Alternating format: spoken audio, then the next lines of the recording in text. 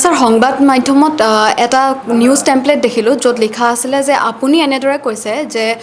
অজিত কুমাৰ ভূঞা ছাৰে কা আন্দোলনৰ গইনা দি নিজৰ দলটো গঠন কৰিছিলে কিন্তু এতিয়া তেওঁ বিজেপিৰ ওচৰত আত্মসমৰ্পণ কৰিছে গতিকে এই কথাটোৰ কিমান দূৰ যুক্তিযুক্ততা আছে এইটো মই দেখিছোঁ আৰু এফালৰ পৰা মই আচৰিত হোৱা নাই কিয় এছাম লোকে আৰু তেওঁলোক মূলতঃ এই বিজেপিৰ তেওঁলোক ঘনিষ্ঠ বিজেপিৰ ওচৰৰ লোক তেওঁলোকে এই ধৰণৰ অপপ্ৰচাৰ চলোৱাটো তেওঁলোকৰ এটা ধৰ্মত পৰিণত হৈছে আমি কিছুদিন আগতে জয়ন্ত দাসে এটা কথা কৈছিলে না 501 নম্বৰ ৰুম এতিয়া তেওঁলোকৰ কামেই হৈছে এইটো মানে এটা কথা তেওঁলোকে কিয় বুজা নাই যে এই যে অসত্য যিটো প্ৰচাৰ মিছা কথা এটা এনেকুৱাকৈ প্ৰচাৰ কৰা আৰু এইটো মোৰ ক্ষেত্ৰতে দেখা নাই মই বহুত দেখা পাই আছোঁ এই ধৰণৰ কথা যে অদ্ভুত কথা কিছুমান তেওঁলোকে তেনেকুৱাকৈ প্ৰচাৰ চলাই আছে ইয়াৰ অৰ্থটো কি ইয়াৰ অৰ্থ অতি স্পষ্ট সেইটো হৈছে যে তেওঁলোকে সঁচা কথাটো ভয় কৰে যিটো সঁচা যিটো সত্য সেইটো ভয় কৰে আৰু তোমালোকে জনতাৰ কাৰণে ৰাইজৰ কাৰণে যিখিনি কৰিছা সেই কথাখিনি কোৱা বা তোমালোকে ৰাইজৰ একাংশই তোমালোকৰ কথা সমৰ্থন কৰা নাই বা তোমালোকক সমালোচনা কৰিছে কিন্তু তৎসত্ত্বেও তোমালোকৰ যদি তোমালোকৰ নিজৰ ওপৰত বিশ্বাস আছে তেতিয়াহ'লে সেই কথাটো তোমালোকে কোৱা তোমালোকে মই নোকোৱা কথাটো অজিত ভূঞা সম্পৰ্কে মই নোকোৱা কথাটো মই কোৱা বুলি কৈ প্ৰচাৰ কৰাৰ কি অৰ্থ থাকিল কি কাৰণে কৰিব লগা অজিত ভূঞাক বদনামী কৰিবৰ কাৰণে কোৱা হৈছে যে অজিত ভূঞা মোৰ এজন বন্ধু মানুহ তেখেত সকলোৱে জানে যে অজিত ভূঞা আৰু মোৰ মাজৰ এটা খুব ভাল সম্পৰ্ক অজিত ভূঞাৰ লগত মোৰ আপোনাৰ আৰু অজিত কুমাৰ ভূঞা ছাৰৰ সম্পৰ্কত ব্যাঘাত জন্মাবলৈ নাই সেইটো সম্পৰ্কত ব্যাঘাত জন্ম নহয় তাৰমানে অজিত কুমাৰ ভূঞাৰ সন্দৰ্ভত এটা যে পৰেশ মালাকাৰ অজিত কুমাৰ ভূঞাৰ লগত পৰেশ মালাকাৰ ইমান বন্ধুত্ব অথচ পৰেশ মালাকাৰে অজিত ভূঞা সম্পৰ্কে এনেকুৱা ধৰণৰ কথা কৈছে গতিকে তেওঁৰ বিষয়ে জনমানসত এটা তেওঁক সেৱা প্ৰতিপন্ন কৰিবৰ কাৰণে এই প্ৰচাৰটো চলোৱা হৈছে আৰু এইটো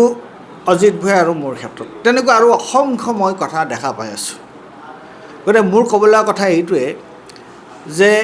এই যিসকলে এই ভাৰতীয় জনতা পাৰ্টীৰ ওচৰৰ যিসকল ব্যক্তি তেওঁলোকৰ তাৰমানে এইটো চৰিত্ৰ তেওঁলোকে সত্যক ভয় কৰে আৰু তেওঁলোকে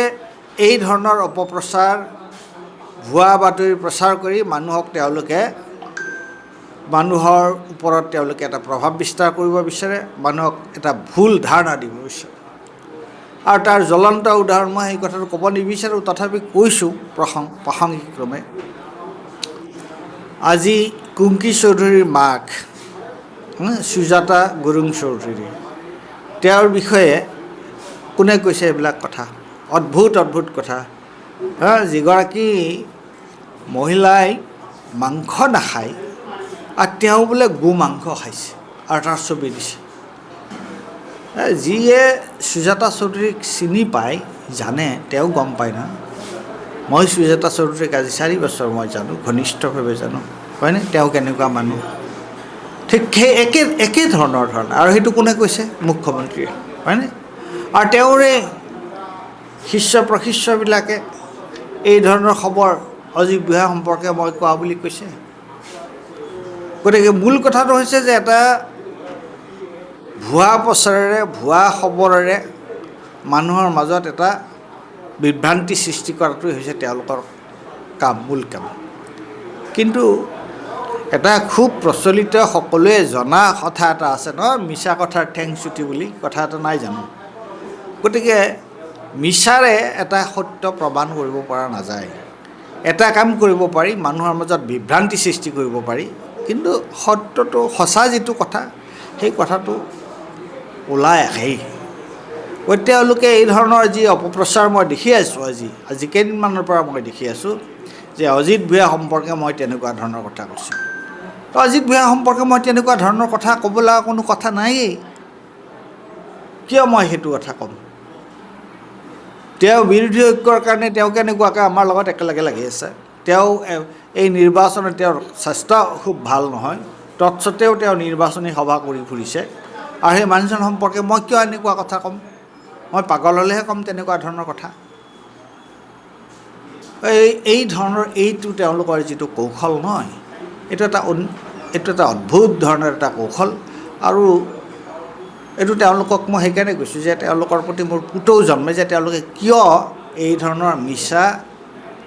বিভ্ৰান্তিকৰ খবৰ প্ৰচাৰ তেওঁলোকে মানুহৰ মাজত মানুহৰ মানে দৃষ্টি আকৰ্ষণ কৰিব বিচাৰে। গতিকে সেইটোৱে ক'ব লগা কথা যে সেইটো তেওঁলোকৰ মজ্জাগত বস্তু। এই 501 এইটো হৈছে এই 501 নম্বৰৰ কাৰ্য।